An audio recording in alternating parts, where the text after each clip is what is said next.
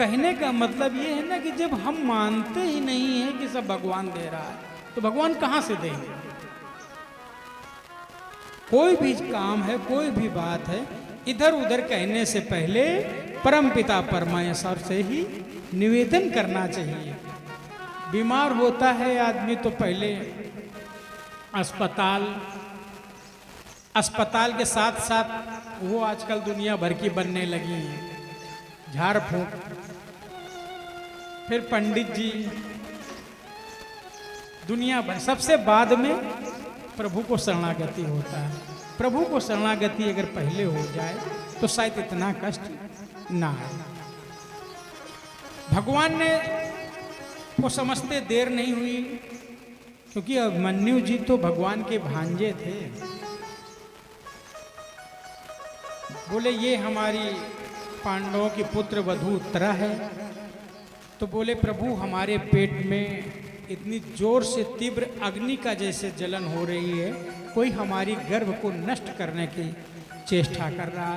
भगवान ने अंगुष्ठ मात्र का शरीर धारण करके उत्तरा के गर्भ में प्रवेश किया और गर्भ की रक्षा किया। धन्य है सृष्टि में उत्तरा ही एक ऐसी माँ थी जिसने भक्त और भगवान दोनों को एक साथ गर्भ में धारण। नहीं, भक्त तो बहुत माताओं ने धारण किए, भक्त और भगवान एक साथ केवल उत्तरा नहीं धारण।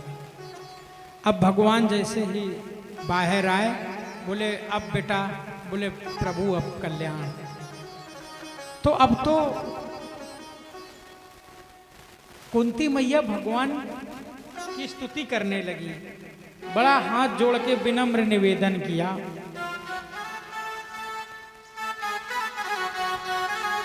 और बोली प्रभु, और 26 श्लोकों में स्तुति की। कृष्णाय वासुदेवाय देवकी नंदनाय च नंद गोप कुमाराय गोविंदाय नमो नमः। नमः पंकज नाभाय नमः पंकज मालिने नमः पंकज नेत्राय नमः पंकजाग्रे। ये स्तुति आपके समझ में नहीं आई, चलो जो आपके समझ में आए वो कर लिया जाए। मेरा कोई न सहारा बिन तेरे, जय हो घन श्याम संवरिया में। मेरा कोई न सहारा बिन तेरे, घनश्याम संवरिया मेरे। मेरा कोई न सहारा बिन तेरे हो, घनश्याम संवरिया मेरे।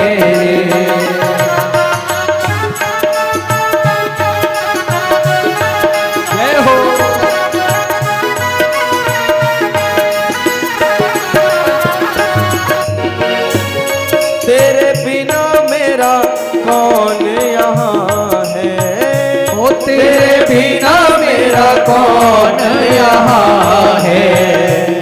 प्रभु तुम्हें छोड़ जाऊं कहाँ मैं, ओ प्रभु तुम्हें छोड़ जाऊं कहाँ मैं। मैं तो आन पड़ा तेरे, जय हो तो आन पड़ा तेरे, घन श्याम संवरिया मेरे। मेरा कोई न सहारा बिन तेरे, घनश्याम संवरिया मेरे। ताली बजाते हुए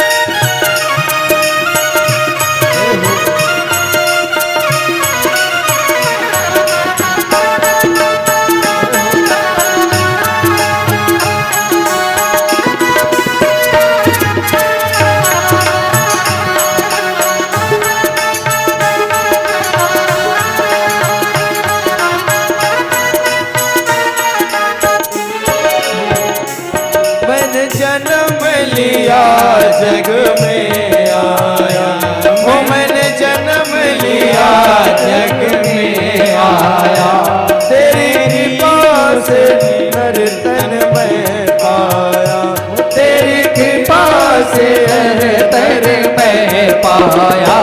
तूने किए उपकार घनेरे, जय हो। तूने किए उपकार घनेरे, श्याम सवरिया मेरे, मेरा कोई न सहारा बिन तेरे, घनश्याम सवरिया मेरे।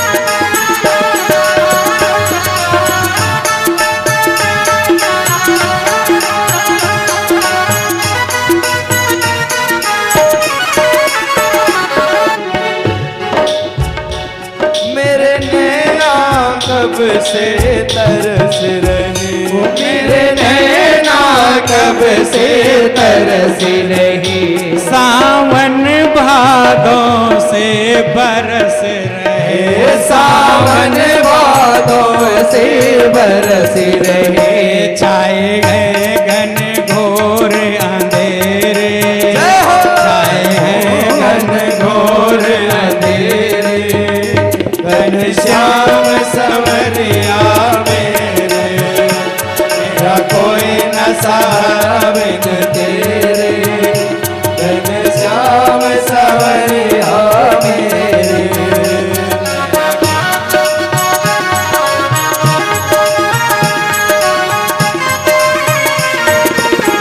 ताली बजाते हुए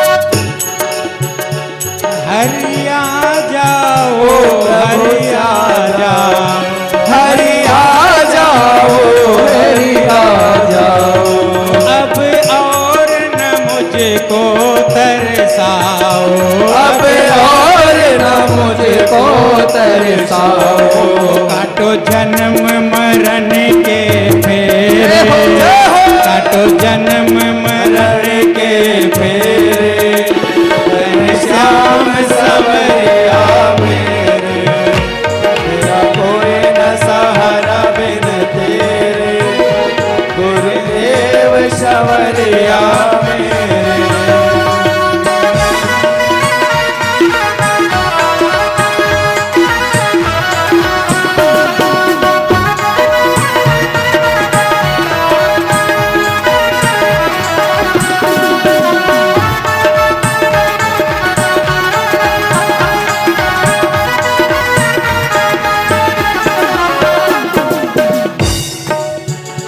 जिस दिन दुनिया में आया, जिस दिन दुनिया में आया है, पल भर चैन न पाया, मैंने पल भर चैन न पाया, काटे कष्ट पे कष्ट घनेरे, काटे कष्ट पे कष्ट घनेरे, घनश्याम सवरिया मेरे, मेरा कोई न सहारा बिन तेरे, घनश्याम सवरिया मेरे, मेरा कोई न सहारा बिन तेरे, घनश्याम सवरिया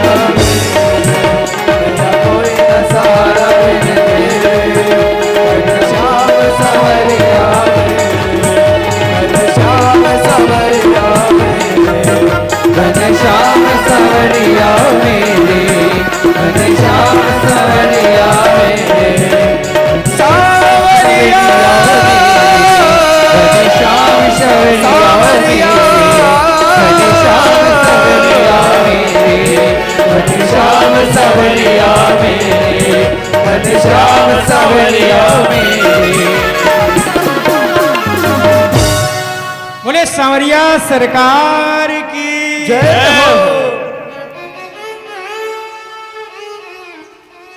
सबने बहुत स्तुति की तो भगवान रुक गए।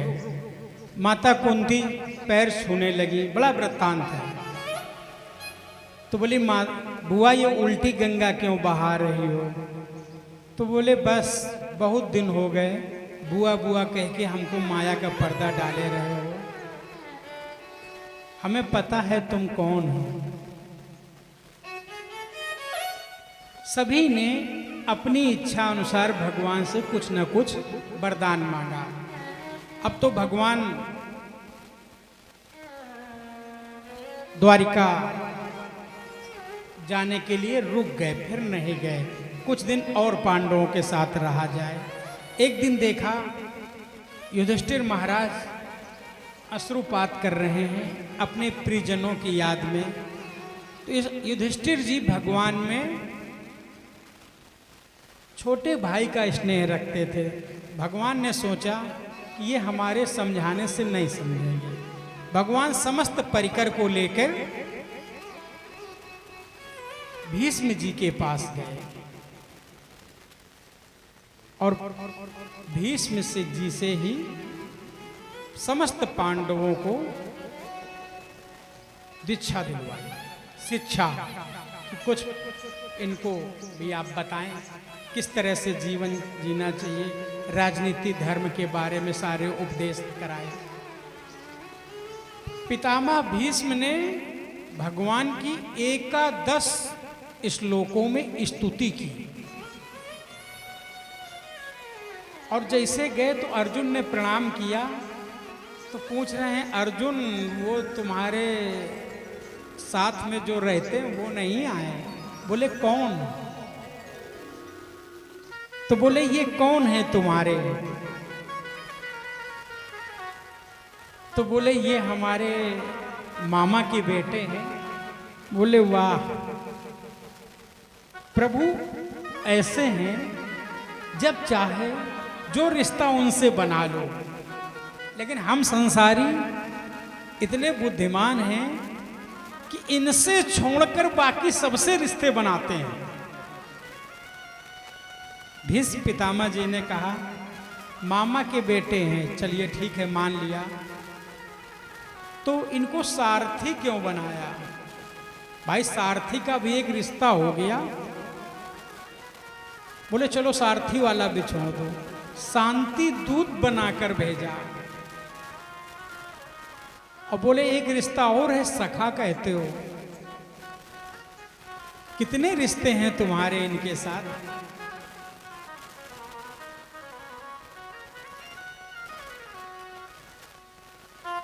सबको राजनीतिक धर्म दिया, उपदेश दिया और बोले प्रभु हम चाहते हैं कि आप हमारे सामने खड़े रहें और ऐसे नहीं तो बोले कब तक? बोले जब तक हम शरीर न त्याग दें। अब शरीर त्याग देने कोई आदमी हॉस्पिटल में हो वेंटिलेटर पर, तो वो हम लोगों को पता है कि बस 2-3-4 दिन के मेहमान हैं। और जिसको इच्छा मृत्यु का वरदान हो, अब प्रभु को तो लगा पता नहीं कब तक खड़े रखेंगे हमको यहां पर। तो बोले प्रभु ना इस प्रकार खड़े रहने के लिए मुस्कुराते हुए अच्छे भाव से हम चाहते हैं कि आप का मुस्कुराता हुआ चेहरा हमारे सामने। अब लोग कहते हैं भीष्म पितामह की बात, देखिए जिसने कहा प्रभु जब तक हम इस धरती माता से जाएं ना तब तक आप हमारे सामने मुस्कुराते हुए खड़े रहो, हम आपकी इस छवि के दर्शन करके ही इस लोक से जाएंगे। उनको महाभारत का युद्ध खत्म करने में कितना समय लगता। भीष्म पितामह जी ने प्रभु से प्रार्थना किया, प्रभु एक निवेदन है, हमारी एक पुत्री है वो अभी तक कुंवारी है, उसके लिए कोई सुयोग्य वर नहीं। अब तो सब पांडव चौंक गए कि प्रभु ने, भीष्म पितामह जी ने कब शादी कर ली। तो बोले कि हमारी जो बुद्धि रूपी पुत्री है, इसके लिए अभी तक कोई सुयोग्य वर नहीं मिला। हम ये चाहते हैं कि ये हम आपके चरणों में अर्पित कर दें। और माघ का महीना आया, भैया दक्षिणायन में युद्ध हुआ था, तब तक भीष्म पितामह जी बाणों की सैया पर उत्तरायण होने का इंतजार कर रहे थे कि सूर्य उत्तरायण हो।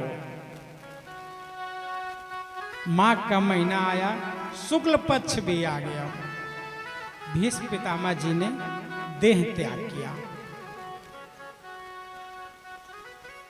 अब भीष्म पितामह जी ने पुष्पताग छंद से भगवान की स्तुति की। हम लोग भी एक दो लाइन में अपनी भाषा में कर लेते हैं। इतना तो करना स्वामी, इतना तो करना स्वामी, जब प्राण तन से निकले। इतना तो करना स्वामी, जब प्राण तन से निकले। गोविंद नाम लेकर जब प्राण तन से निकले। इतना तो करना स्वामी, जब प्राण तन से निकले। गंगा जी का तट हो, यमुना का बंसी बट हो। श्री गंगा जी का तट हो, यमुना का बंसी बट हो। मेरा सांवरा निकट हो, जय हो। मेरा सांवरा निकट हो, जब प्राण तन से निकले। तो करना स्वामी, जब प्राण तन से निकले।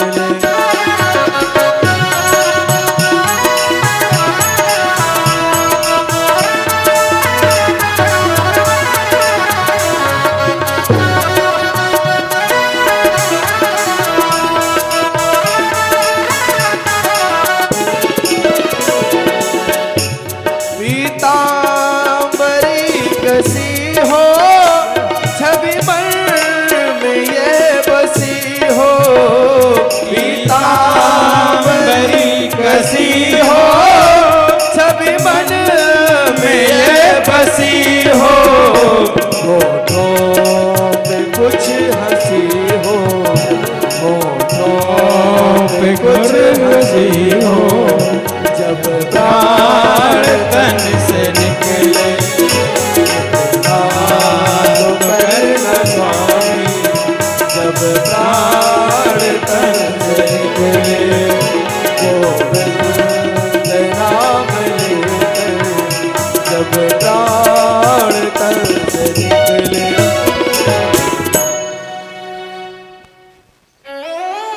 भीष्म पितामह जी ने प्रभु की जो स्तुति की, हमारे प्राण निकले तो आप सामने खड़े होकर मुस्कुराते रहे। अब शौनक आदि ऋषियों ने पूछा, महाराज वो परीक्षित की कथा तो रास्ते में रह गई, परीक्षित का क्या हुआ? तो बोले परीक्षित का समय आने पर जन्म हुआ, परीक्षित का नाम हुआ, ब्राह्मणों ने जात कर्म संस्कार कराया और परीक्षित का नाम हुआ विष्णु रात। इसको गर्भ में भगवान नारायण के दर्शन हुए, ब्राह्मणों ने इनका नाम रखा विष्णु रात।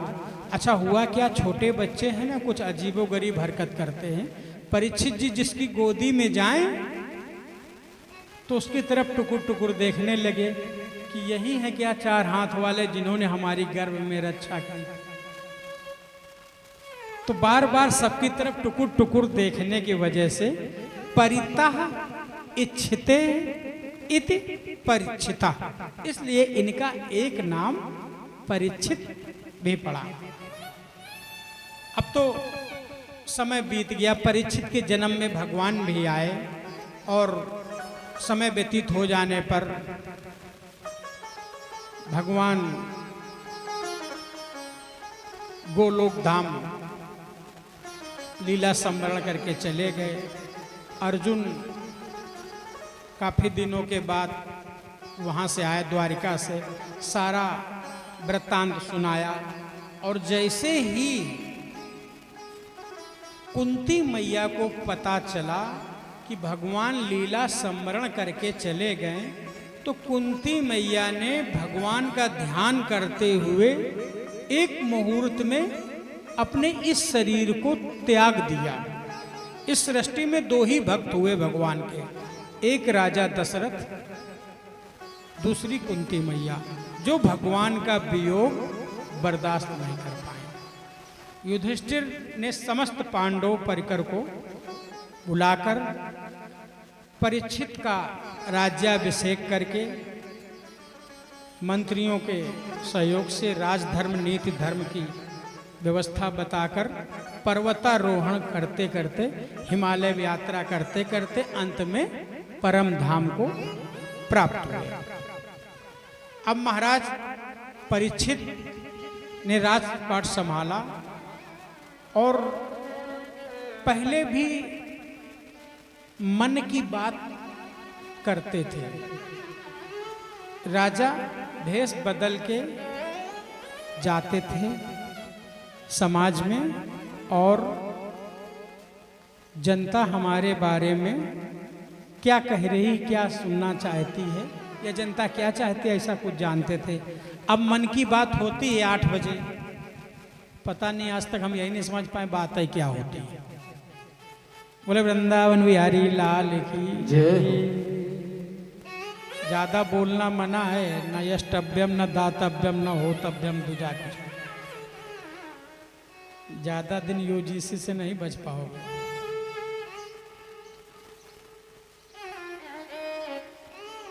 एक दिन महाराज परीक्षित ने स्वर्ण मुकुट को धारण करके शिकार खेलने गए, तो देखा क्या बड़ा अजीबो गरीब दृश्य देखा। एक वृषभ देव जिनके 3 पैर टूटे हुए थे, एक पैर पर खड़े थे, उनको एक दुष्ट जो एक बचे हुए पैर पर भी प्रहार कर रहा था। तो उनको बड़ा क्रोध आया, अच्छा ये कौन है? वृषभ देव धर्म के रूप हैं, धर्म के रूप नंदी जी हैं, जिनको हम अपनी भाषा में बड़ा गलत शब्द इस्तेमाल करते हैं, और जो शंकर जी के सामने बैठे होते हैं ना, उनके कान में जाके फूंकते हैं आपकी प्रमोशन करवा देना। और जो ओरिजिनल वाले हैं उन पे हम पानी डालते हैं, डंडा मारते हैं। अच्छा महाराज, संसार के लोग भी बड़े अजीब हैं। गणेश जी के चूहा को लड्डू खिलाते हैं, और घर में जो चूहे होते हैं उनके लिए मशीन लगाते हैं।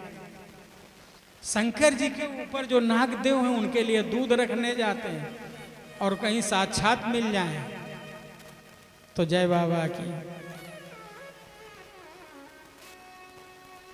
देखिए, चारों युग में 4 प्रकार के पुरुषार्थ थे: तप, पवित्रता, दया और सत्य।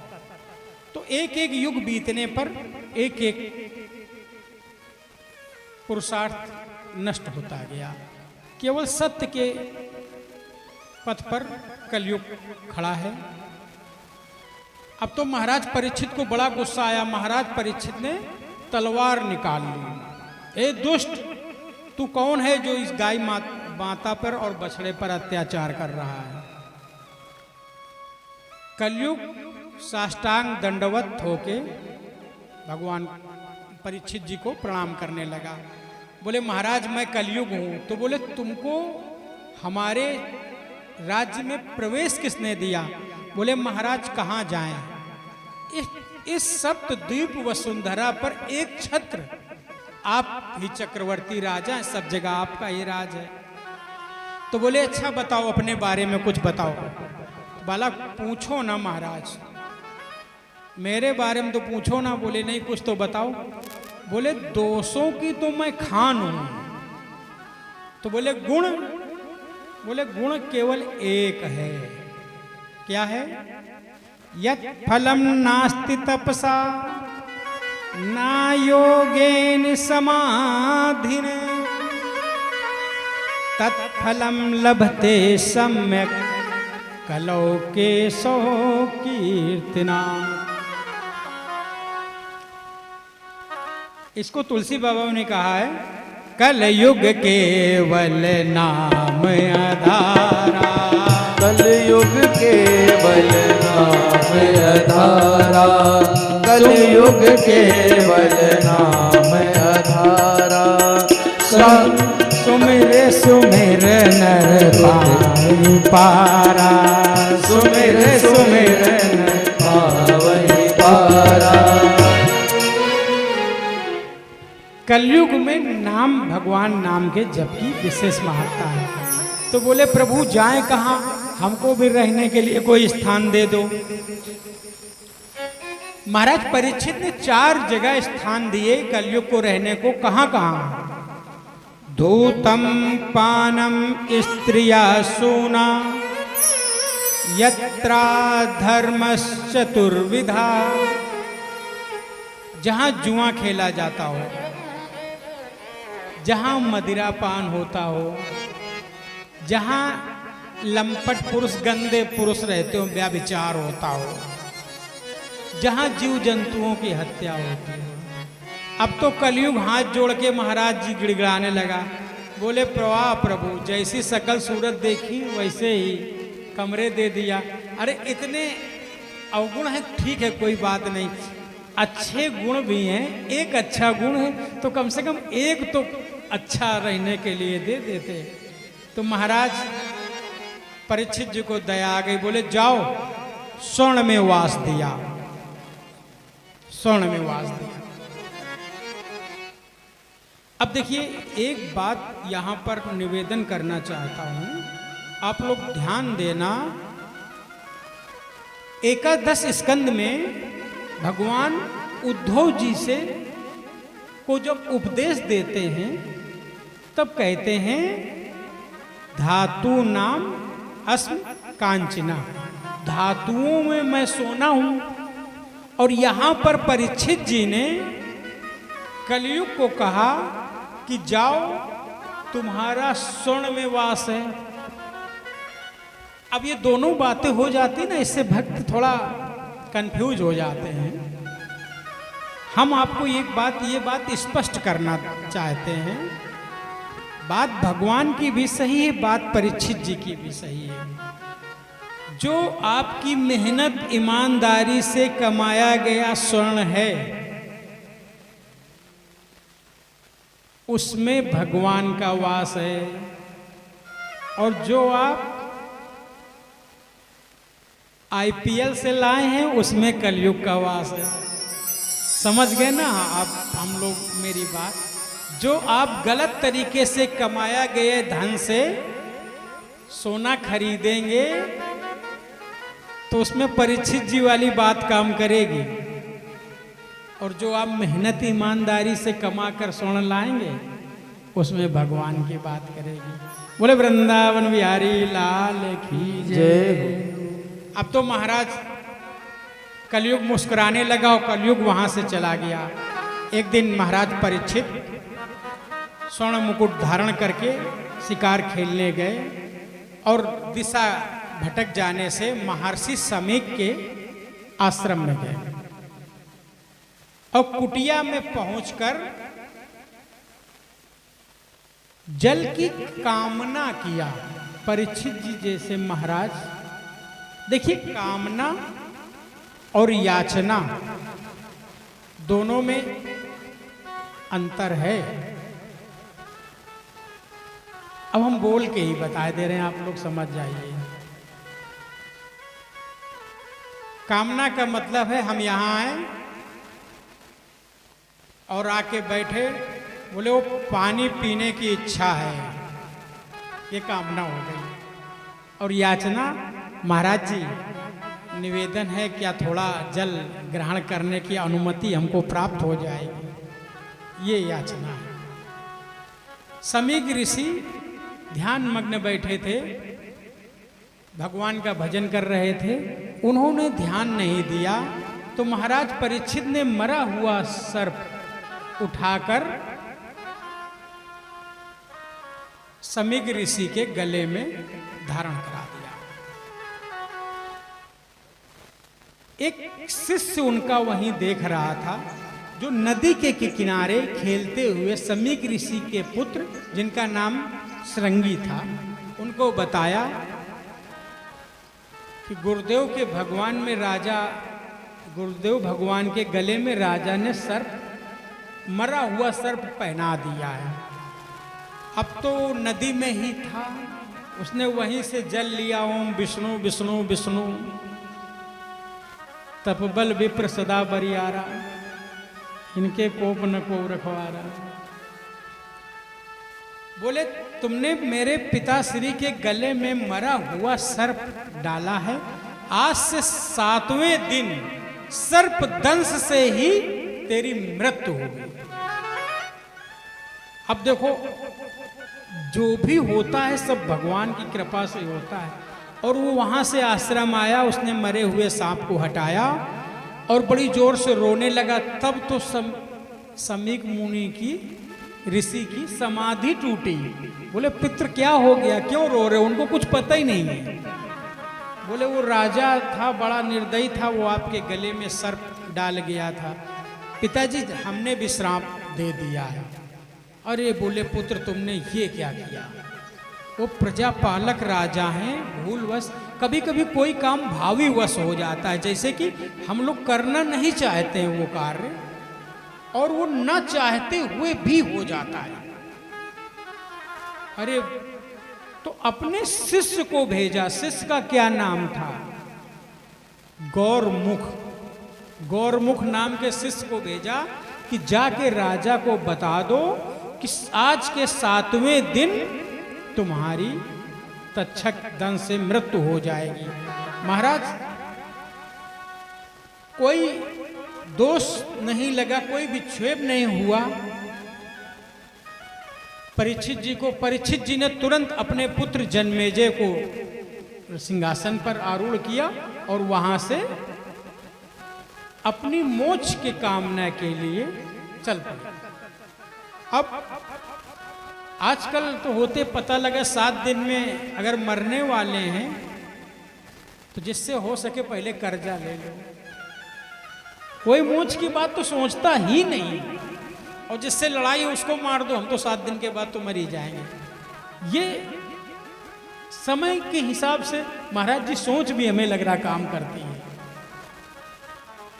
तो वो अपनी मोक्ष के लिए गंगा नदी के और चले। कल भी हमने एक बात निवेदन किया था कि मोक्षदायिनी 2 ही हैं इस कलयुग में, श्री भागवत कथा, श्री भगवती गंगा। चले तो सभी ऋषि महात्माओं को पता चला कि महाराज को हमारे मृत्यु का श्राप मिल गया है, तो सभी ऋषि महात्मा वहां पर एकत्र हुए। और कौन कौन से महात्मा? अत्रि, वशिष्ठ, पाराशर, भृगु, परशुराम, विश्वामित्र सब आ गए वहां और सबसे पूछ रहे हैं महाराज मरने वाले व्यक्ति को क्या करना चाहिए मुझे।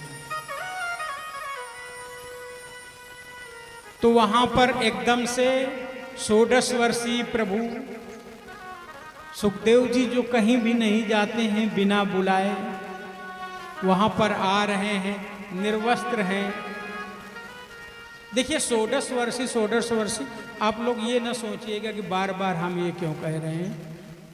सुखदेव जी जब तक इस धरती पर रहे तो वो 16 वर्षीय ही प्रतीत होते। जैसे पूर्वजों के पूर्वज सनत कुमार 5 वर्ष के ही लगते। ब्रह्मा जी के प्रथम पुत्र हैं, भगवान के प्रथम अवतार हैं, लेकिन वो दिखने में, तभी तो जय विजय ने बच्चा समझ के डांट दिया था। अब तो बड़ा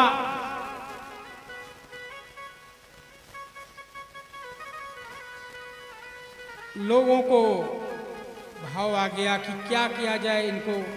अब जिस समय देखा कि सुखदेव जी आ रहे हैं तो समस्त संत समाज उठकर खड़ा हो गया, महाराज जी।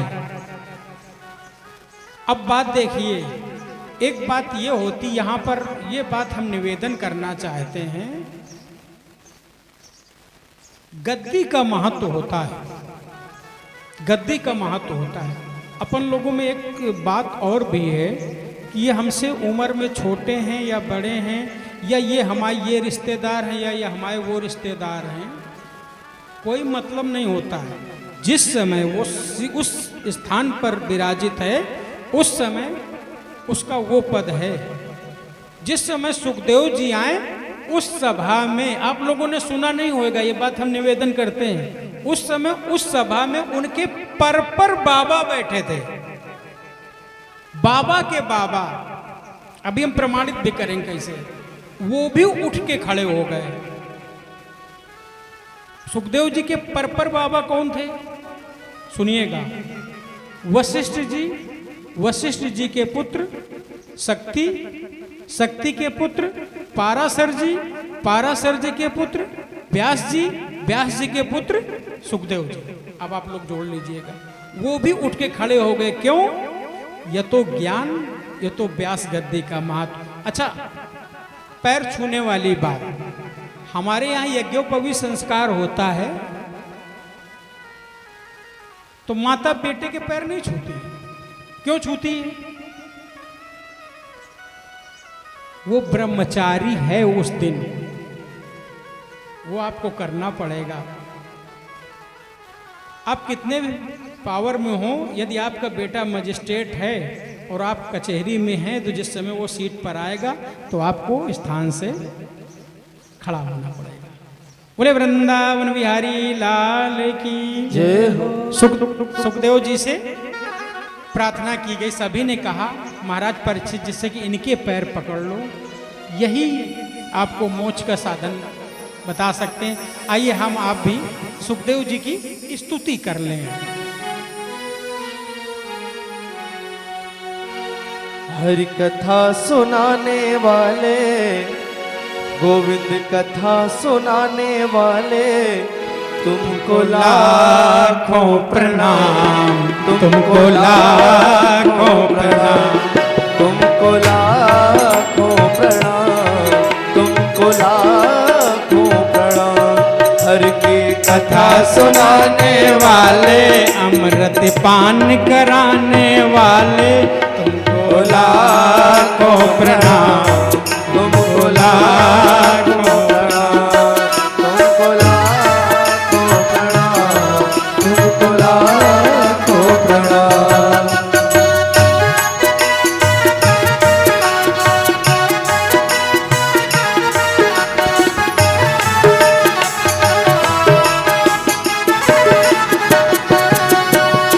भूल रहे थे वन में, बल खो बैठे थे मन में। हम भूल रहे थे वन में, बल खो बैठे थे मन में। राह दिखाने वाले प्रभु की राह दिखाने वाले, राज बताने वाले, तुमको लाखों प्रणाम, तुमको लाखों प्रणाम, तुमको लाखों प्रणाम, तुमको लाखों प्रणाम। जय हो।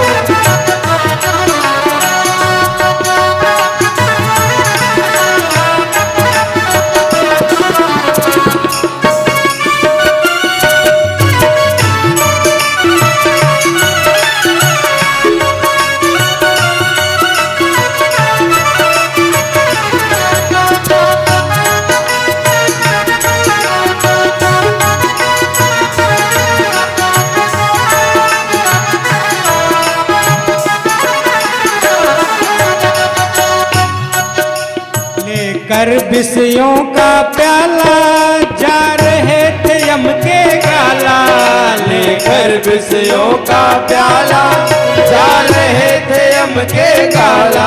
अमृत पान कराने वाले, अमृत पान कराने वाले प्रभु की सुधा पिलाने वाले, प्रभु की सुधा पिलाने वाले।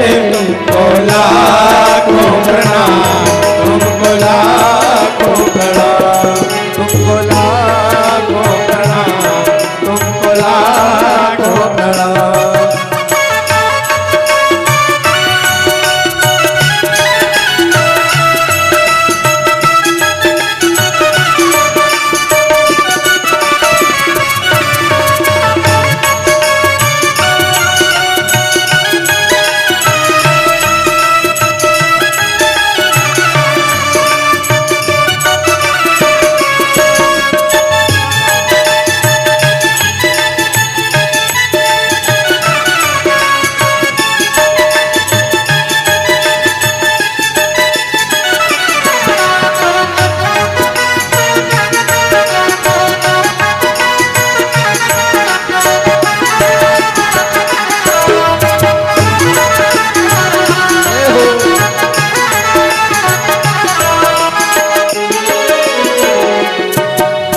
घट घट अंतर्यामी हम पतित और अभिमानी। तुम घट घट अंतर्यामी हम पतित और अभिमानी। की दरस कराने वाले, दरस कराने वाले, हरि का दरस कराने वाले, हरि का दरस कराने वाले। तुमको लाखों प्रणाम, तुमको लाखों प्रणाम, तुमको लाखों प्रणाम, तुमको लाखों प्रणाम। सुनाने वाले, कीर्तन सुनाने वाले, तुमको लाखों प्रणाम, तुमको लाखों प्रणाम, तुमको लाखों प्रणाम, तुमको लाखों प्रणाम।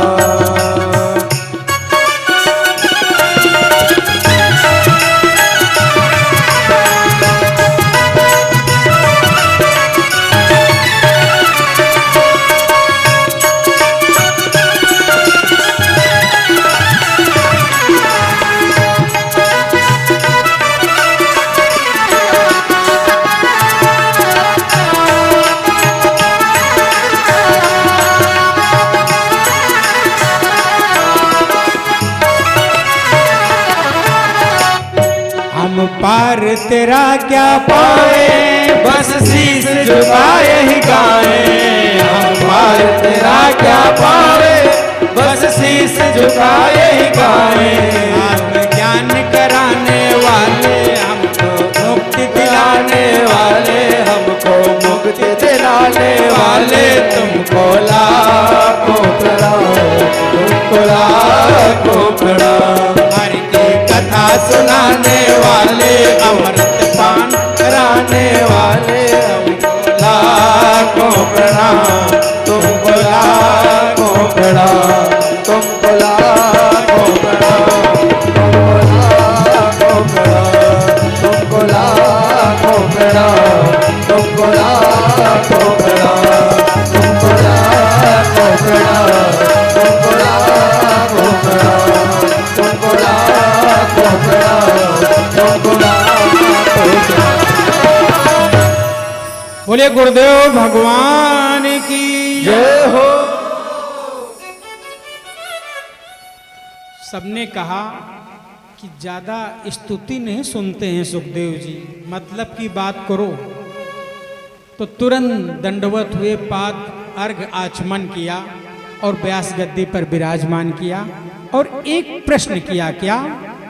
अतः प्रयच्छामि संसिद्धि योगीनां परमं गुरुं पुरुष स्नेह वयत्कार्यम म्रियमाणस्य सर्वथा। मरने वाले व्यक्ति को क्या करना चाहिए? अब द्वितीय स्कंद में प्रवेश करते हैं। सुखदेव जी आचार्य बोल रहे हैं, तस्मात् भारत सर्वात्मा भगवान ईश्वरो हरि श्रोतव्यम कीर्तव्य स्मर्तव्य च था भया।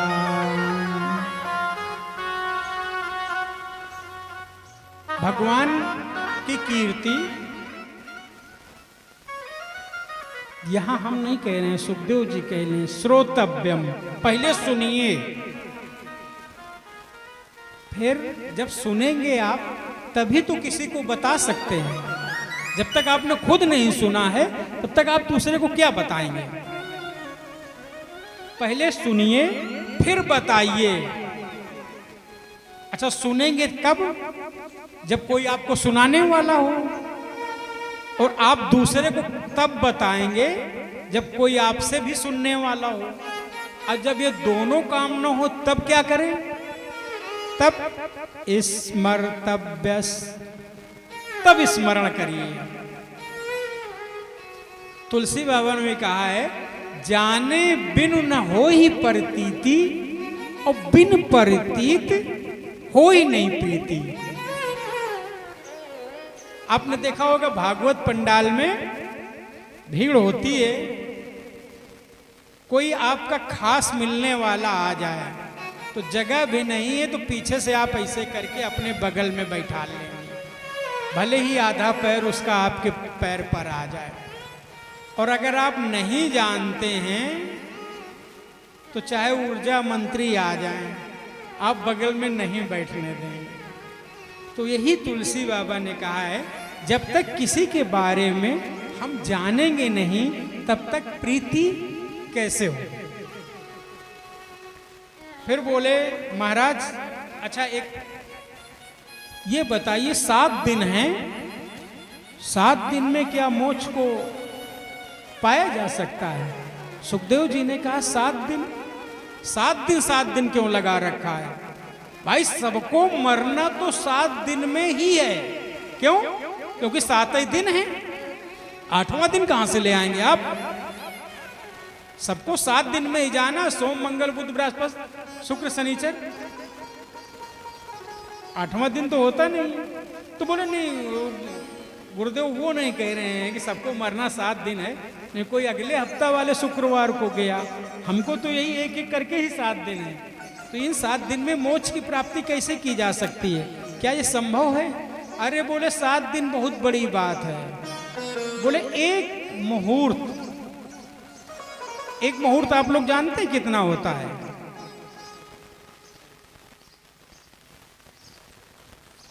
हम ज्योतिष के भी स्टूडेंट रहे हैं। एक मुहूर्त का मतलब 2 घड़ी, एक घड़ी 24 मिनट की होती, 2 घड़ी 48 मिनट की। ठीक है, एक मुहूर्त का मतलब 48 मिनट। मिनट इसलिए बता दिया कि आप लोग आसानी से समझ जाएंगे। बोले राजा खटवांग ने एक मुहूर्त में मोक्ष को प्राप्त किया था, और तुम्हारे पास तो 7 दिन है, बहुत हैं। तो राजा खटवांग की इच्छाक वंश, भगवान के वंश के राजा थे, और उस समय वो इतने प्रतापी राजा थे कि देवताओं की मदद करने के लिए स्वर्ग पे गए। देवताओं का दैत्यों का युद्ध हुआ। युद्ध समाप्त होने के बाद देवता बड़े प्रसन्न हुए, बोले महाराज वरदान मांगो। बोले वरदान देना चाहते हो तो हमारी उम्र बता दो। तो बोले उम्र आपकी एक मुहूर्त रह गई है। एक मुहूर्त का मतलब 48 मिनट और बची है। तो बोले ठीक है, एक वरदान आपने अपने मन से दिया, एक वरदान हम आपसे मांग रहे हैं।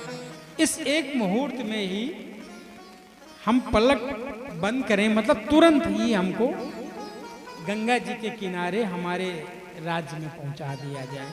उनको यहाँ पहुंचा दिया गया, और वो ध्यान लगाकर समाधिस्थ भगवान के चरण कमलों का ध्यान करते रहे। वो एक मुहूर्त में ही उनको मोक्ष की प्राप्ति हो गई। और बोले आप 7 दिन में? बोले चलो ठीक। तो ये प्रमाण दिया। तो बोले प्रभु भगवान में ध्यान नहीं लगता, कैसे ध्यान लगाया जाए भगवान का? तो ध्यान की विधि बताई कैसे। जितासनो जित श्वासो जित संगो जितेन्द्रियः स्थूले भगवतो रूपे मनः संधारये धिया। जितासनो भगवान पूजा आराधना का प्रथम नियम आसन है। अब आप यहाँ बैठे हैं तो ना पैर इधर कर सकते हैं ना इधर कर सकते हैं, और एकदम से अगर किसी को कह दिया जाए कि 4 घंटे 3 घंटे आप एक जगह इसे बैठ सकते हैं, तो आप तो जानते हैं, आप भी जानते हैं। तो ये नियम धीरे धीरे आता है। आसन को आपको ऐसे ऐसे महान योगी महात्मा हैं कि बिल्कुल पद्मासन, हम तो फिर भी सुखासन पे बैठे, पद्मासन लगा के 12-12 घंटे बैठे रहते हैं। जितासनो जित श्वासो, श्वासों को जीतना बहुत आवश्यक है। कुंभक, रेचक, पूरक प्राणायाम करिए। सांस जल्दी जल्दी न लीजिए, जल्दी जल्दी सांस लेने वाले की जिंदगी। अब भाई बात तो सही है, जितनी सांसें लिखी उतनी ही ले पाओगे, चाहे जल्दी जल्दी ले लो चाहे आराम आराम ले लो। आपने देखा होगा गर्मी में एक जीव है, वो बहुत जल्दी जल्दी सांस लेता है, मुंह से ही लेता है, तो उसकी आयु ज़्यादा नहीं होती है। सांसों पे थोड़ा नियंत्रण रखना चाहिए, प्राणायाम करना चाहिए। जित संगो, संगति का सबसे बड़ा असर है। आप यहाँ आएंगे तो प्रभु के दर्शन होंगे, भगवत चर्चा होगी। हम मिले न मिले, महाराज जी मिलेंगे, महाराज जी मिलेंगे, तो भगवत चर्चा ही होगी कि आप किस जगह जा रहे हो। और कहीं दूसरी जगह गए तो वहाँ पर चर्चा उनके हिसाब से होगी। जितेंद्रिया, इंद्रियों को बस में करने की कोशिश करो। ऐसा नहीं कि जब जहाँ जो मन आए खा लिया, फिर बाद में डॉक्टर के पास लिपिड प्रोफाइल कराते हो, कोलेस्ट्रॉल बढ़ा हुआ है, शुगर बढ़ी हुई है। तो पहले से ही नियंत्रण रखेंगे तो कुछ नहीं होगा। समस्त सृष्टि स्थूले भगवतो रूपे, समस्त सृष्टि भगवान की है, भगवान की माने। 14 भुवन का ये ब्रह्मांड है। इस ब्रह्मांड में जो मृत्यु लोक है वो भगवान की कमर है। 7 लोग नीचे हैं, 7 लोग ऊपर हैं। 7 लोग नीचे कौन कौन से हैं? अतल, बितल, सुतल, तलातल, रसातल, महातल और पाताल। भगवान का जो पैरों का तलवा है वो पाताल है। अब नाभि के ऊपर 7 लोग कौन कौन से हैं? भू, भुआ, स्व, महा, जना, तप और सत्य लोक। भगवान का जो शीर्ष स्थान है उसको सत्य लोक के नाम से जाना जाता है। अब इसी में आगे वर्णन आया है। सुखदेव जी बता रहे हैं परीक्षित जी को कि किस वस्तु की कामना के लिए किस देवता का यजन और पूजन करना चाहिए। तो बोले अन्न की कामना है। ये देखिए और कोई नहीं बता रहा है, जो हम बता रहे हैं ना भागवत में लिखा है। ये न कहीं ना फलाने महाराज तो ये बताते हैं। आजकल महाराज कथा कम कह रहे हैं, उपाय ज्यादा बता रहे हैं। अन्न की कामना है तो माता अदिति की उपासना करो। रूप की कामना है तो गंधर्वों की उपासना करो। विद्या की कामना है तो भोलेनाथ की उपासना करो। दाम्पत्य जीवन में सुख पाना चाहते हो तो माता भवानी की उपासना करो। इसके विपरीत यदि कुछ न चाहते हो तो भगवान श्रीमन नारायण की उपासना करो। बोले वृंदावन बिहारी लाल की जय हो। अब परीक्षित प्रश्न करते हैं, भगवान जगत की रचना कैसे करते हैं?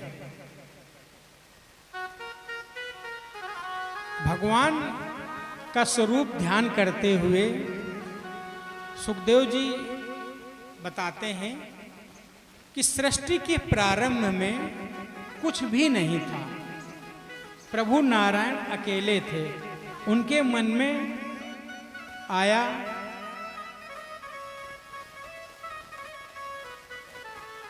कि कुछ किया जाए। क्या किया जाए? सृष्टि की रचना की जाए। आइए छोटा सा भजन के माध्यम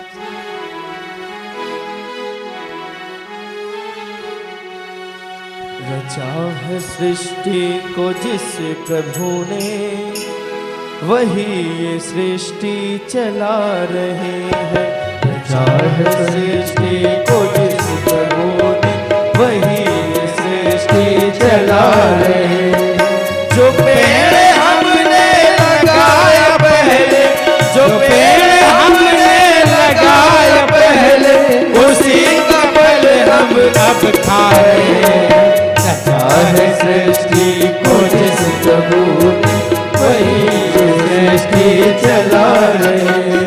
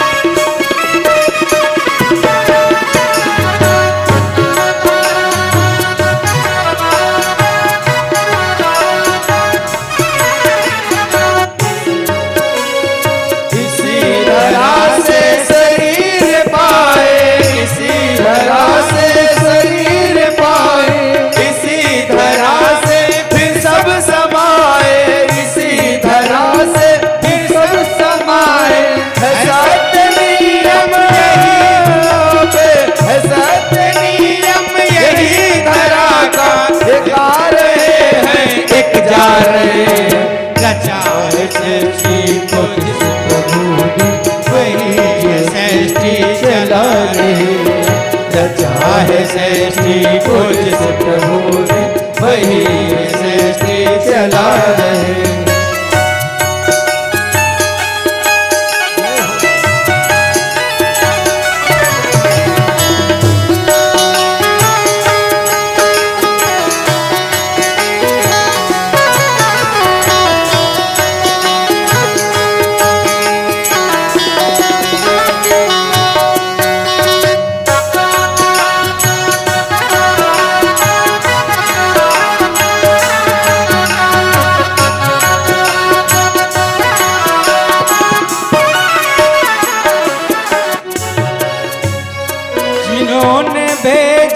जगत में जाना, जिन्होंने भेजा जगत में जाना, तय कर दिया लौट के फिर आना, तय कर दिया लौट के फिर से आना। जो भेजने वाले हैं यहाँ पे, जो भेजने वाले हैं यहाँ पे, वही तो वापस बुला रहे हैं। सृष्टि को जिस प्रभु ने, वही जो सृष्टि चला रही है। रचा है सृष्टि को जिस प्रभु ने, वही जो सृष्टि चला रही है। रचा है सृष्टि को जिस प्रभु ने, वही जो सृष्टि चला रही है। रचा है सृष्टि को जिस प्रभु ने, वही ये सृष्टि चला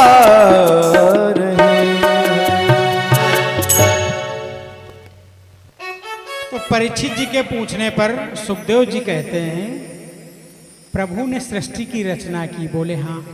तो बोले मटेरियल कहां से आया? बात समझिए ना, भगवान ने सृष्टि रचा तो कुछ ना कुछ तो सामान कहीं से लाए होंगे। जैसे कुम्हार मट्टी से ही कई बर्तन बना देता है, लेकिन मट्टी तो लाता ही होगा ना कुछ तो। मान लीजिए यहां पर सुखदेव जी कहना चाहते हैं, भगवान स्वयं भी बनाने वाले हैं और स्वयं ही बनने वाले हैं। देखिए, मिट्टी और कुम्हार में जो निमित्त कारक, जो बनाता है उसको निमित्त कारक कहा जाता है, और जिससे बनाया जाता है उसको उपादान कारक कहा जाता है। अब मट्टी का कलश तो बनाने वाला कुम्हार और बनने वाली मिट्टी, और भगवान निमित्त कारक और उपादान कारक दोनों हैं। आप लोगों को कुछ याद है कि कोई ऐसा उदाहरण दे सकते हैं जो स्वयं में बनाता हो, जिससे कहीं कोई चीज लेके ना आता हो? चलिए, नहीं याद, हम बता दे रहे हैं। मकड़ी का जाला,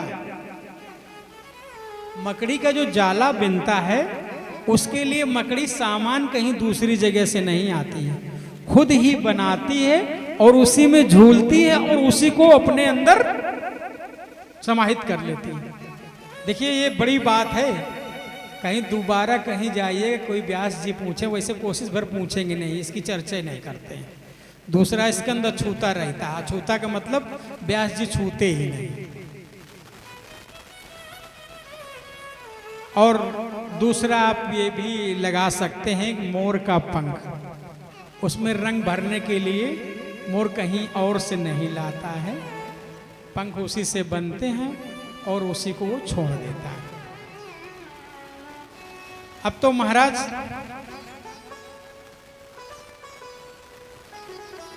ये द्वितीय स्कंद का उपदेश है। तृतीय स्कंद आता है। तृतीय स्कंद में फिर हम लोग हस्तिनापुर की तरफ वापस लौटते हैं, जिस समय महाराज धृतराष्ट्र बिल्कुल अंधे हो चुके थे।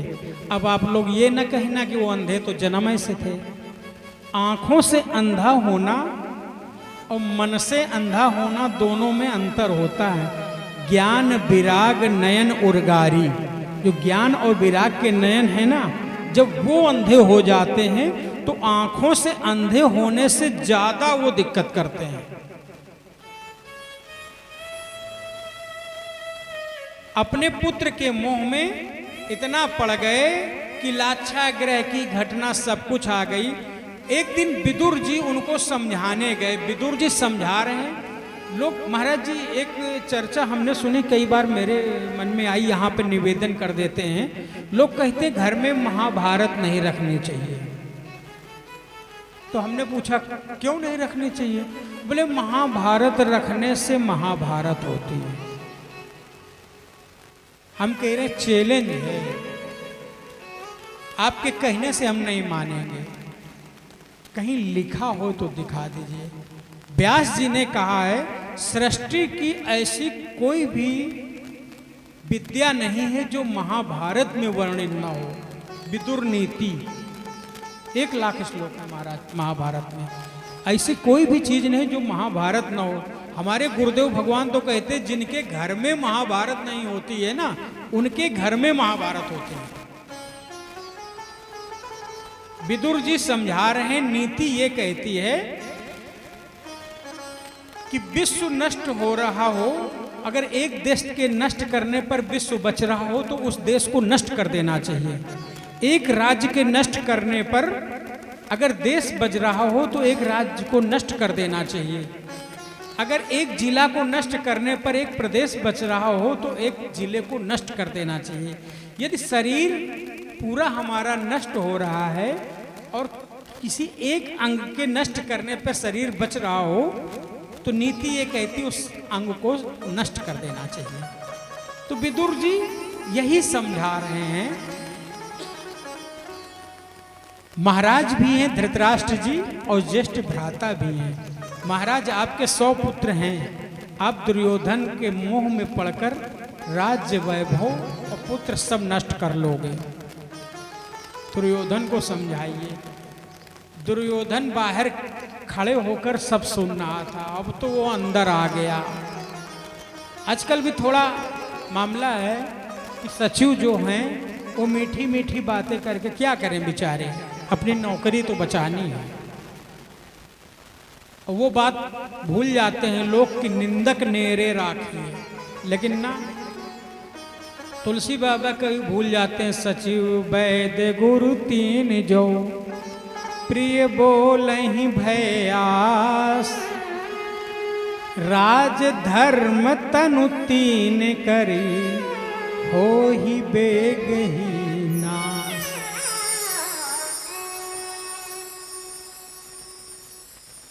अब तो ये आके बड़ा उल्टा सीधा बोलने लगा और महाराज जी ने भी कोई प्रतिक्रिया नहीं दी। तो विदुर जी को तो पता चला कि महाराज जी की सही है। तो विदुर जी ने अपना धनुष बाण देहरी पर रखे। धनुष बाण देहरी पर क्यों रखा?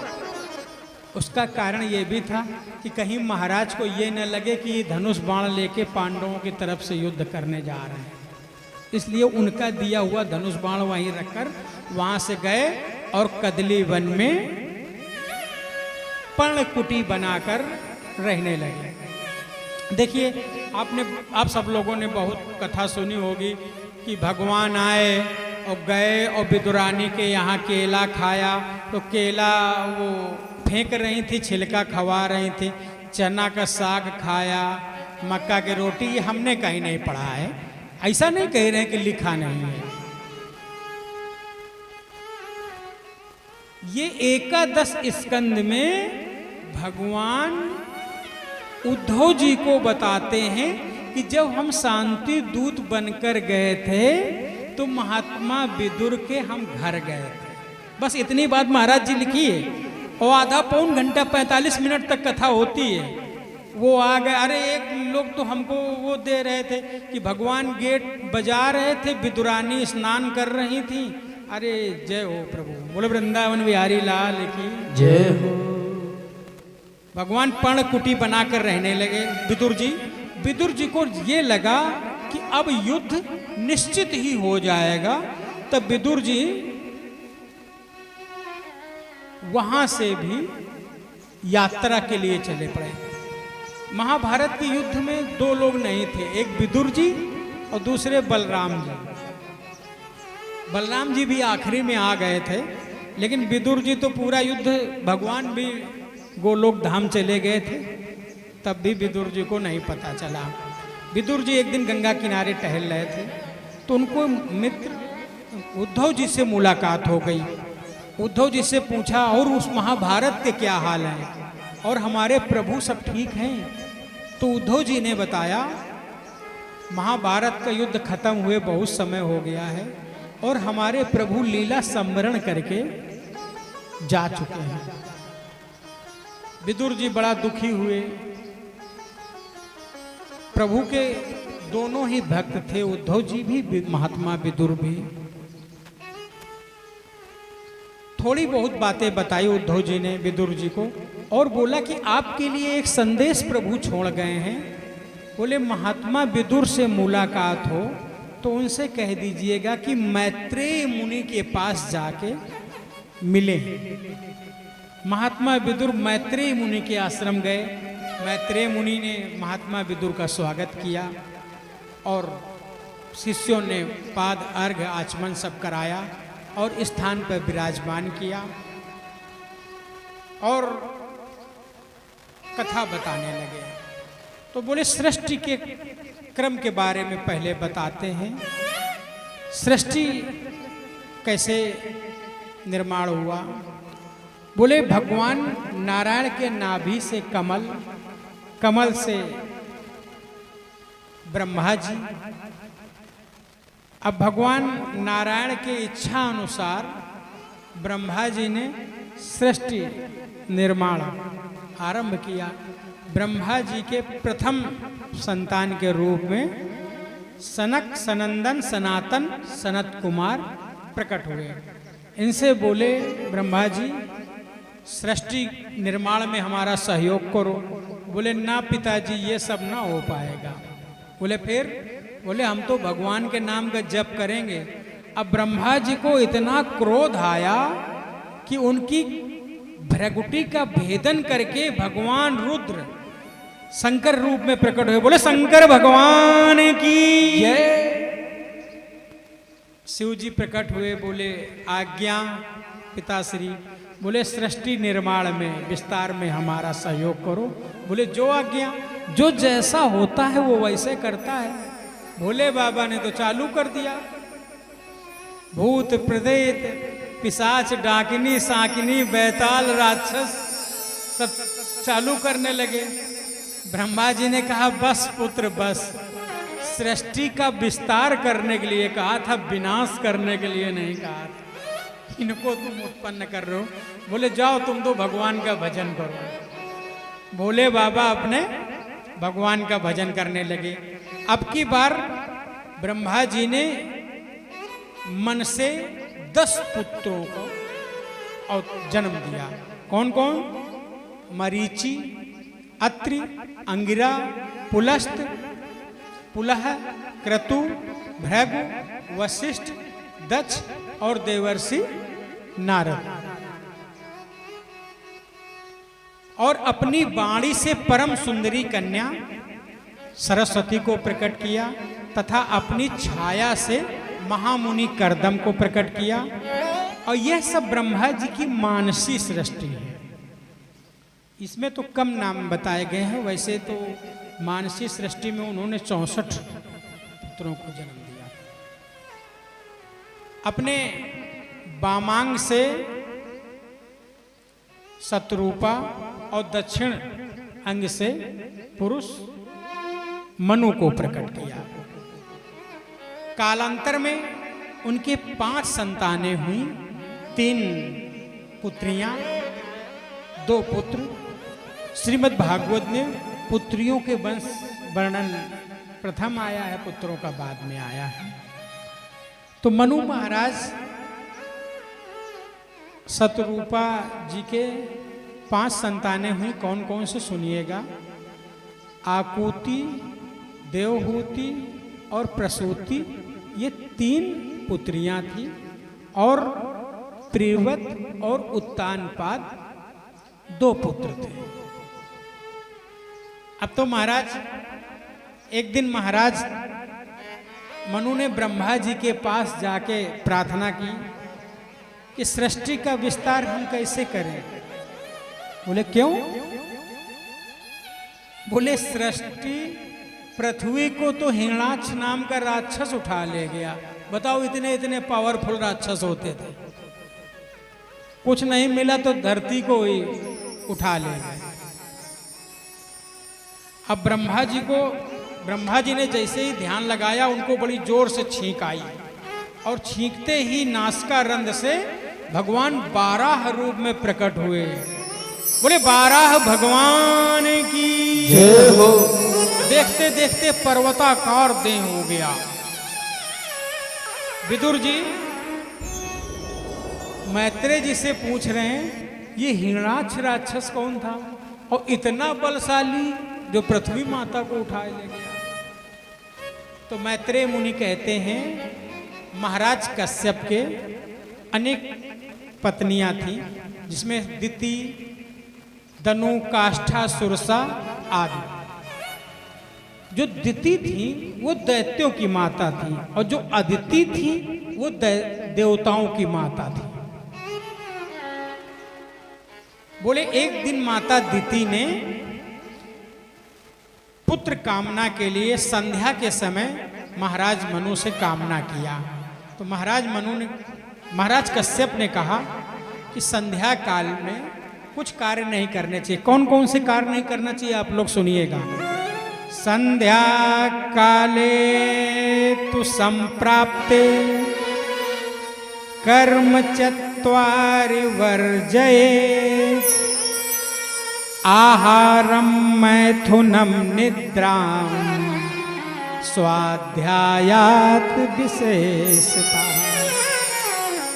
शाम के समय भोजन नहीं करना चाहिए, स्त्री संग नहीं करना चाहिए, सोना नहीं चाहिए और पढ़ाई नहीं करना चाहिए।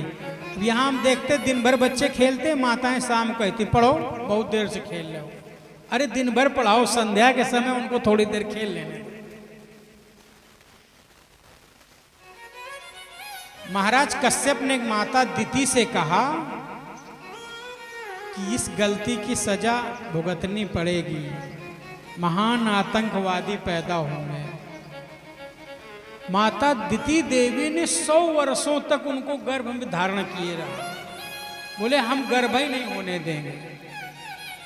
अब उनका तेज इतना था जिससे त्रिलोक दग्ध होने लगा। अब तो सब देवता घबराकर भागते भागते ब्रह्मा जी के पास पहुंचे। बोले प्रभु बचाइए, क्या हो रहा है सृष्टि में। बोले चिंता ना करो, ये और कोई नहीं है, ये भगवान के पार्षद हैं, जय विजय। आप लोगों को सबको पता है कि सनत कुमार ऋषियों ने श्राप दिया था कि 3 जन्म तक राक्षस बन हो जाएगा। अच्छा, उसके पीछे भी एक कथा है, हम सुनाते हैं, 5 मिनट की है, श्रीमद् भागवत में वर्णित नहीं है। एक बार माता लक्ष्मी प्रभु की चरण सेवा कर रही थी। प्रभु बहुत कोमल है, चरण सेवा कैसे कर रही थी?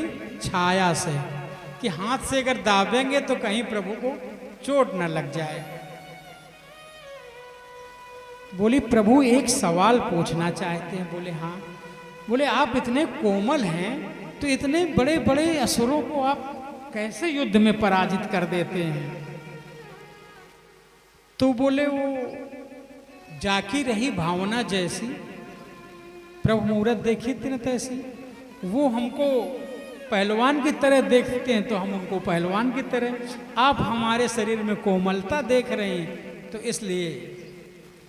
तो बोले हम प्रभु देखना चाहते हैं कि आप कठोर कितने हैं। तो भगवान ने कहा अच्छा जो पास में होएगा उसी को पहले बुलाया जाएगा। भगवान ने तुरंत आवाज दी जय विजय, जय विजय उपस्थित हो गए। बोले तुम मेरी आज्ञा मानोगे? बोले अरे प्रभु कैसी बात कर रहे हैं, आपकी आज्ञा कैसे टाल सकते हैं? तो बोले आप अपने गदा से हमारे वक्ष स्थल पर प्रहार करो। बोले मैया देखना चाहती हैं कि हम कितने कठोर हैं। बोले प्रभु और सब बात मान लेंगे, ये बात नहीं मानेंगे। तो बोले ठीक है गदा से प्रहार न करो, हमसे मल्ल युद्ध करो। बोले प्रभु आप कुछ भी कह दें। अच्छा प्रभु एक बार जो संकल्प कर लेते हैं वो होता है, वो करना पड़ेगा आपको। प्रभु की जो इच्छा है वो करना पड़ेगा। तो बोले नहीं मानोगे मेरी आज्ञा? बोले प्रभु आपसे युद्ध की आज्ञा छोड़ के बाकी कुछ भी कह दीजिए, सब कर ले। बोले जाओ अच्छा अपनी जगह खड़े हो।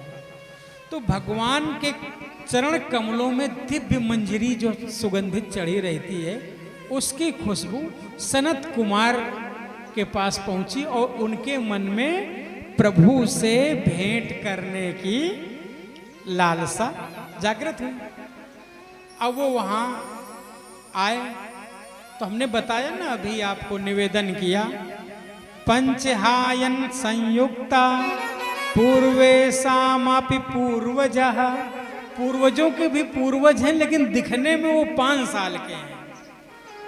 उनको द्वारपालों ने लाठी दिखा दी, कहां जा रहे हो?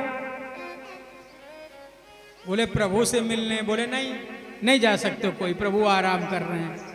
3 बार मना किया तो प्रभु ने कहा,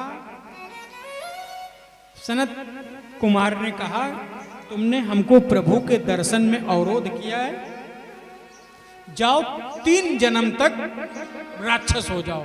अच्छा देखिए जब बाहर दरवाजे पे लड़ाई हो रही है तो अंदर आवाज जाएगी।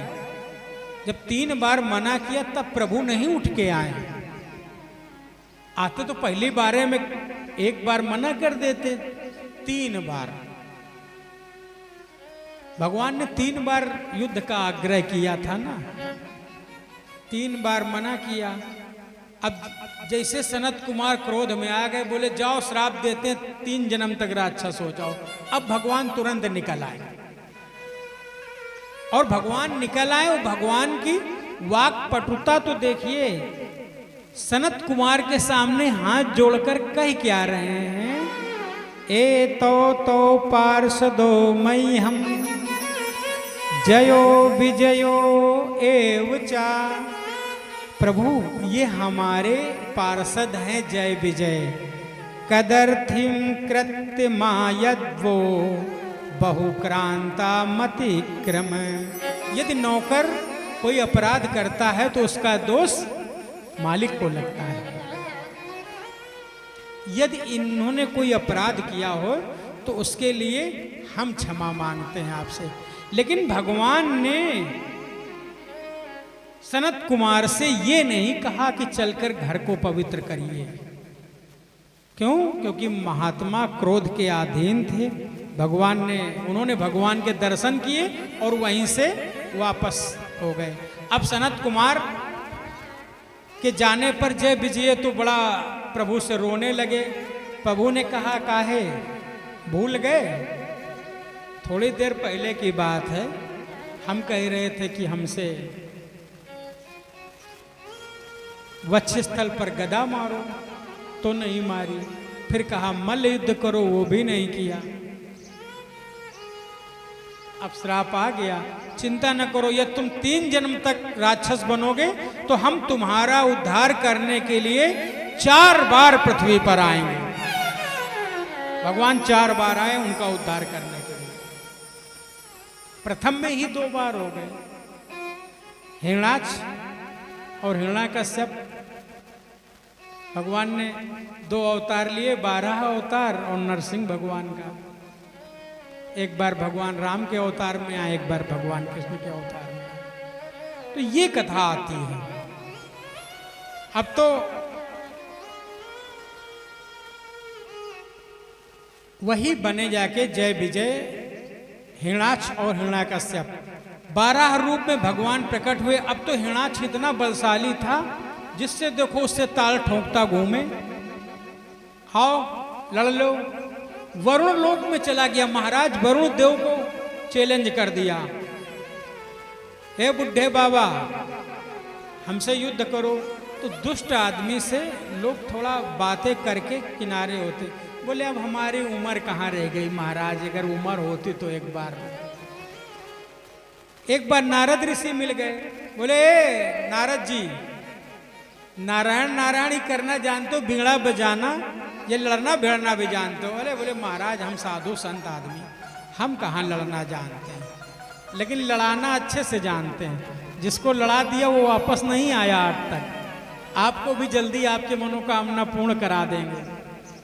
अब उसको जब कोई लड़ने वाला नहीं मिला तो पृथ्वी माता को ही ले जाकर हरण करके ले गया। भगवान ने 12 का अवतार लिया और पृथ्वी को अपनी सींगों पर धारण करके ऊपर आए। अब तो उसने देखा कि अरे ये तो लिए चले जा रहे हैं पृथ्वी को, तो उसने बड़े अपशब्द कहे। संस्कृत की गालियां भी बड़ी मीठी लगती हैं। किसी को अगर आप संस्कृत में गाली दे देंगे तो उसको ऐसा लगेगा हमारा सम्मान कर रहे हैं। उसने भगवान से कहा, ए जंगली सुअर। तो भगवान ने कहा, हाँ ग्राम सिंह। अब किसी से आप कह दो ग्राम सिंह तो सोचेगा हमको ये गांव का शेर कह रहे हैं, और ग्राम सिंह माने क्या होता है? कुत्ता। बोले पृथ्वी को कहां लेके जा रहे हो? भगवान ने पृथ्वी को स्थापित किया और युद्ध प्रारंभ हो गया हिरण्याक्ष से। अब देखिए उस समय गदा मारने के लिए कह रहे थे, इसमें लिखा है गदा युद्ध हुआ है भगवान से हिरण्याक्ष का, और हिरण्याक्ष ने गदा मारी तो भगवान की गदा छूट के दूर गिरी। अब देवता सब ऊपर देख रहे हैं, किसी की ये दम नहीं है कि भगवान की स्तुति कर लें। कल एक बात निवेदन किया था ना, स्वाकार कुशला सुरा। देवता अपने कार्य में बड़े कुशल हैं, कहीं उनको देवताओं को भगवान की शक्ति पर भी भरोसा नहीं, कहीं भगवान ना हार जाए फिर ये हम लोगों को जीने नहीं देगा। जब हिरण्याक्ष ने एक गदा भगवान के वक्ष स्थल पर मारी, फिर भगवान ने कहा अच्छा गदा मारी, अब एक हमारा भी लो। भगवान ने एक थप्पड़ मारा, एक थप्पड़ में ही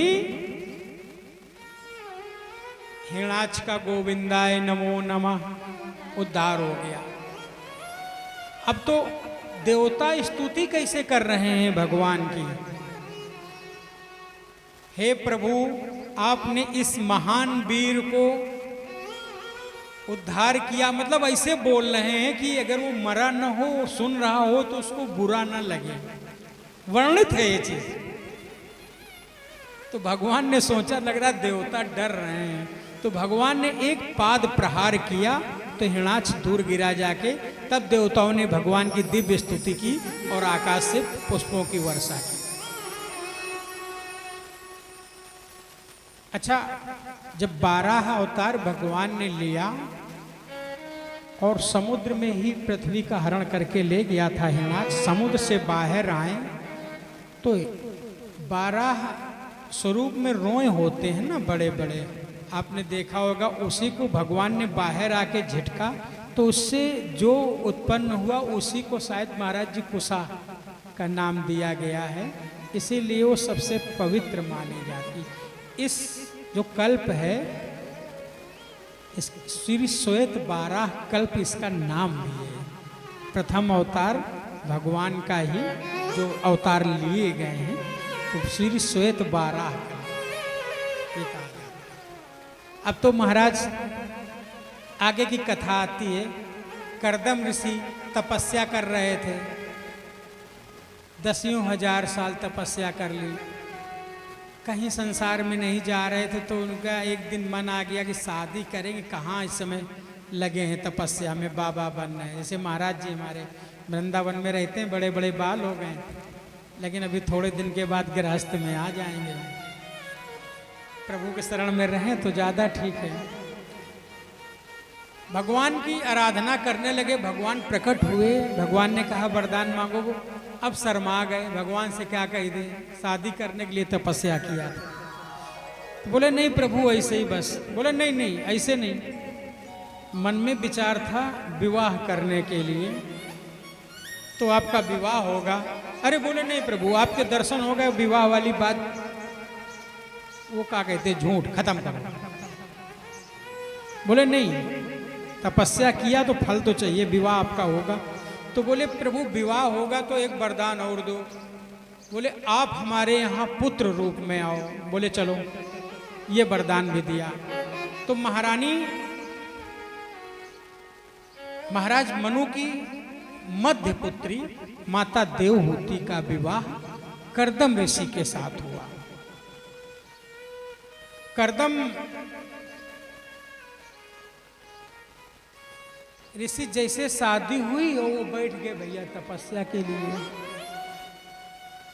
एट होम फंक्शन वो का कही दिया था, बहना वहना कुछ गए नहीं किसी के यहाँ। शादी हुई, जयमाला पड़े, मंत्र हुए, महाराज जी तपस्या को बैठ गए।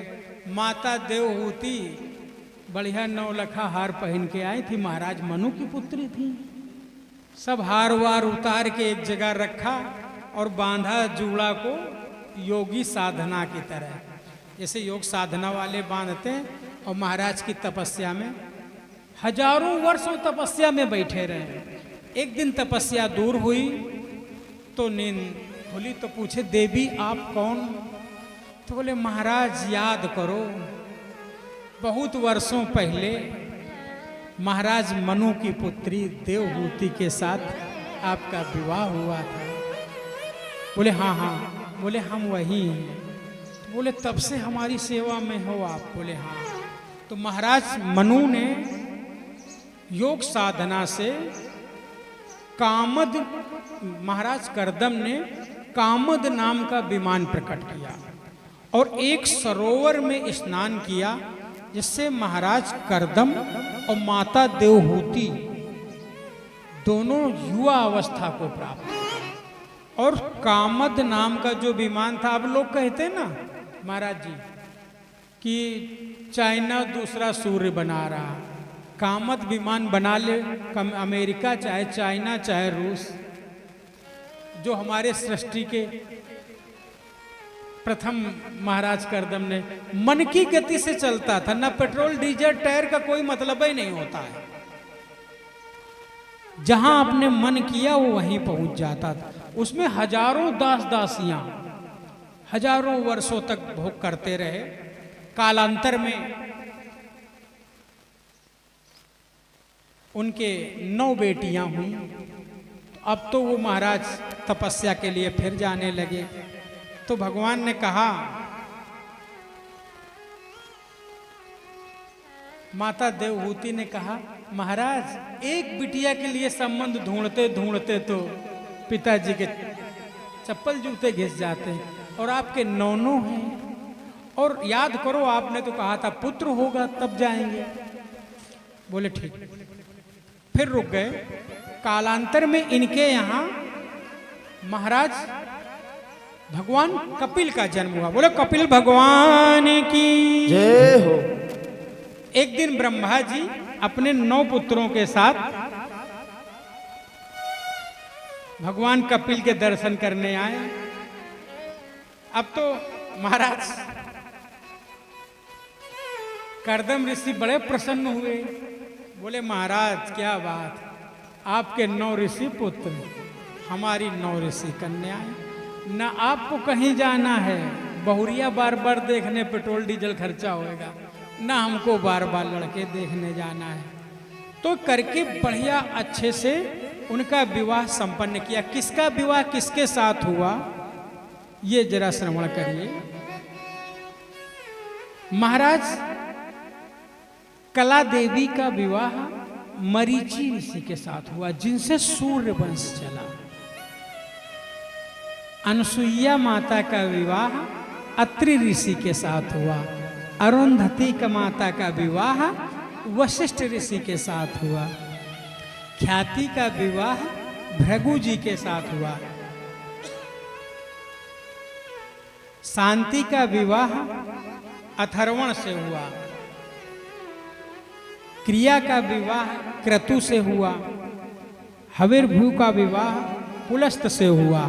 श्रद्धा का विवाह अंगिरा से हुआ। गति का विवाह पुलह से हुआ।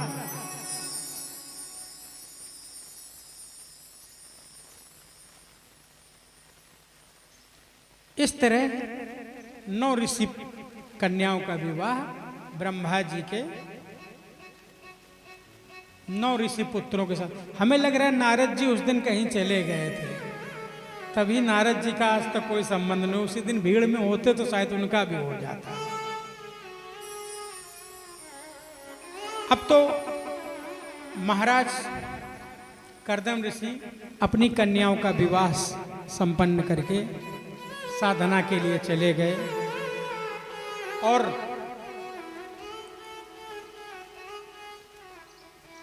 माता पुत्र अकेले रह गए।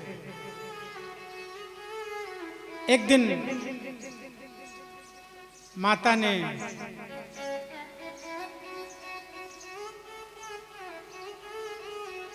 भगवान कपिल देव को आसन पर विराजमान किया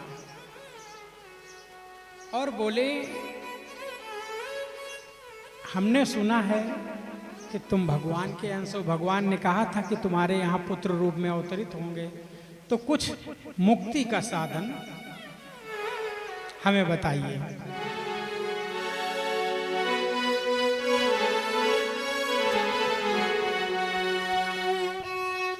आइए हम आप भी भजन के माध्यम से।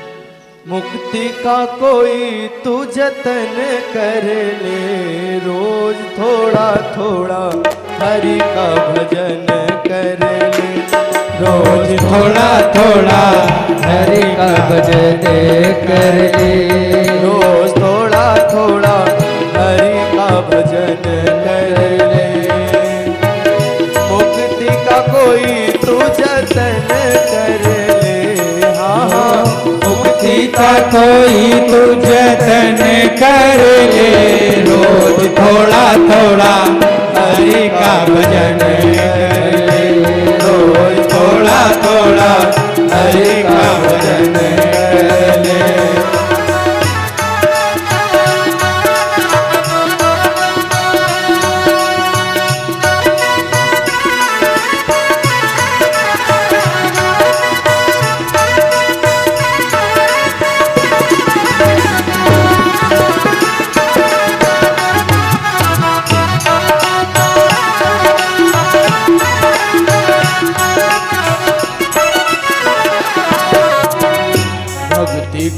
करेगा तो बड़ा सुख पाएगा, भक्ति करेगा तो बड़ा सुख पाएगा। भक्ति से आत्मा का मैल छूट जाएगा, भक्ति से आत्मा का मैल छूट जाएगा। आत्मा के साथ साथ मन कर ले, आत्मा के साथ साथ मन कर ले, रोज थोड़ा थोड़ा हरि का भजन कर ले, रोज थोड़ा थोड़ा हरि का भजन कर ले।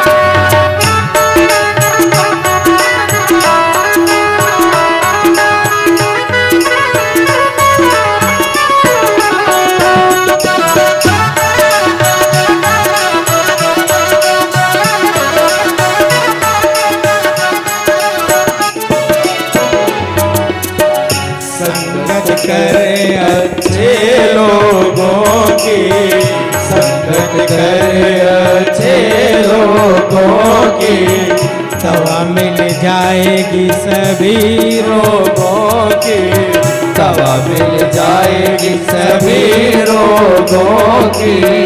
जिंदगी को अपनी चमन कर ले, जिंदगी को अपनी चमन कर ले, रोज थोड़ा थोड़ा हरि का भजन कर ले, रोज थोड़ा थोड़ा हरि का भजन कर ले।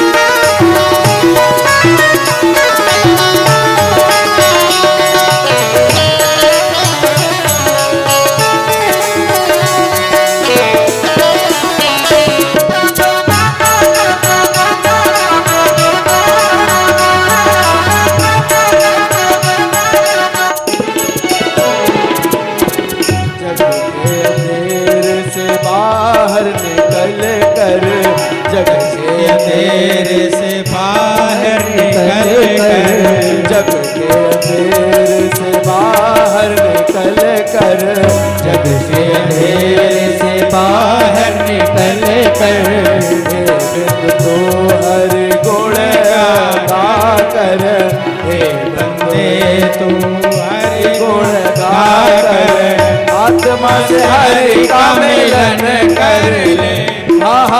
आत्मा से हरि का मिलन कर ले, रोज थोड़ा थोड़ा हरि का भजन कर ले, रोज थोड़ा थोड़ा हरि का भजन कर ले, रोज थोड़ा थोड़ा हरि का भजन कर ले। मुक्ति का कोई तो जतन कर ले, मुक्ति का कोई तो जतन कर ले, रोज थोड़ा थोड़ा हरि का भजन कर, रोज थोड़ा थोड़ा हरि का भजन कर ले, रोज थोड़ा थोड़ा हरि का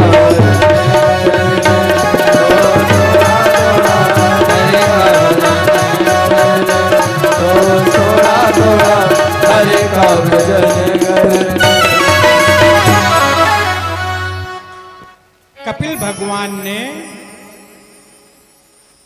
माता देवहूति को 8 अध्यायों में सांख्य योग का उपदेश दिया।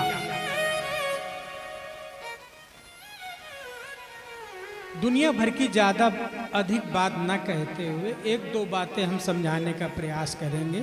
उन्होंने माता जी से कहा, पूर्णमदः पूर्णमिदं पूर्णात् पूर्णमुदच्यते पूर्णस्य पूर्णमादाय पूर्णमेवावशिष्यते। इस संसार में परिपूर्ण केवल परम पिता परमात्मा ही है। बाकी बनना सब भगवान चाहते हैं, लेकिन भगवान ही भगवान है। लोगों को बड़ा शौक है। अभी कुछ दिन पहले आपने सुना होगा, एक भगवान जी की सभा में भगदड़ मच गई थी, इधर की बात है, और कई लोगों को परमात्मा से मिलन हो गया था, है ना। पेपर वेपर में बड़ा उसमें निकला था।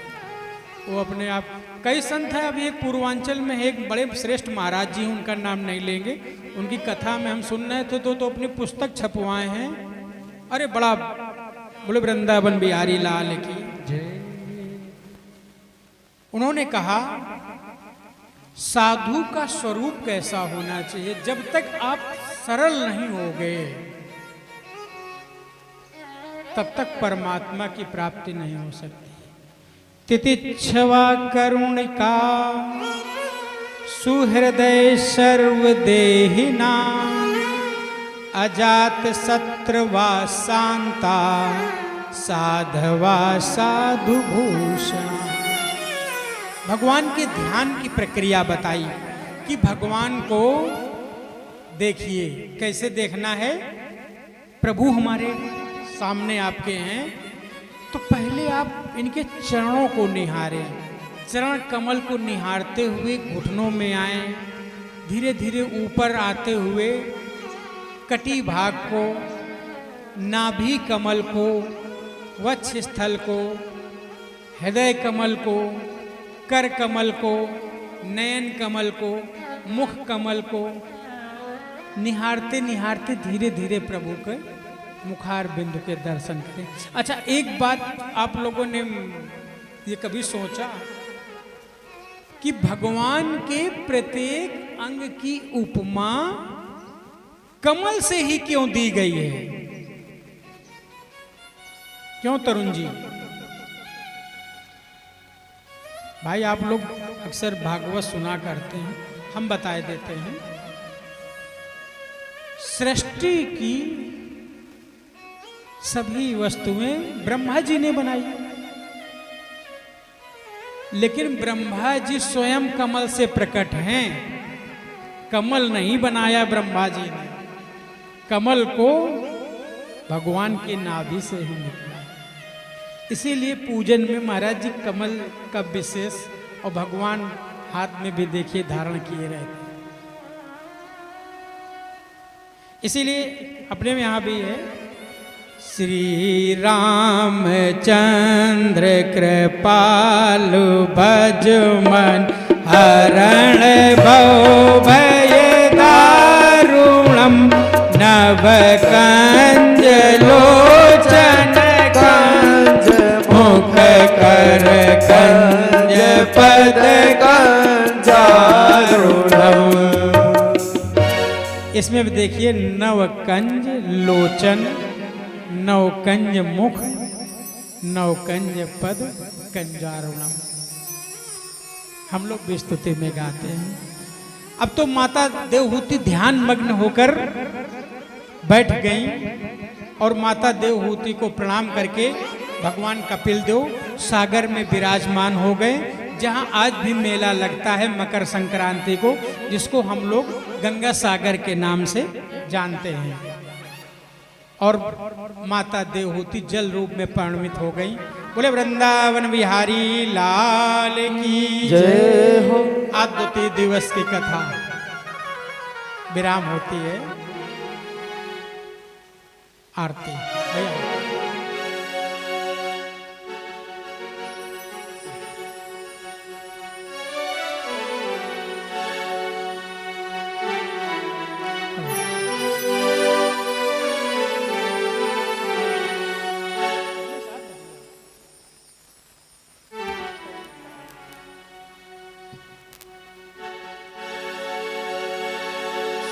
बांके बिहारी तेरी आरती गाऊं, हे गिरधारी तेरी आरती गाऊं। बांके बिहारी तेरी आरती गाऊं, हे गिरधारी तेरी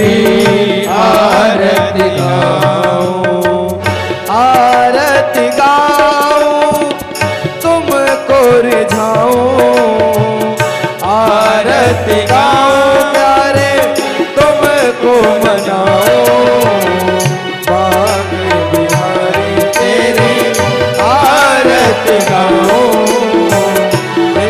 गिरधारी तेरी आरती गाऊं, मोर मुकुट प्यारे शीश पे सोहे, प्यारी बंसी देव मन मोहे, मोरे मुकुट प्यारे शीश पे सोहे, प्यारी बंसी देव मन मोहे, देख छवि बलि हारी मैं जाऊं, बाकी बिहारी तेरे आरती गाऊं, चरणों से निकली है गंगा प्यारी, जिसने सारी दुनिया है तारी, उन चरणों के मैं दर्शन पाऊं, बाकी बिहारी तेरे आरती गाऊं, हे गिरधारी तेरे आरती गाऊं, बाकी बिहारी तेरे आरती गाऊं, व्यास दास के नाथ आप हो, सुख दुख जीवन प्यारे साथ साथ हो, हरि चरणों के शीश झुकाऊं,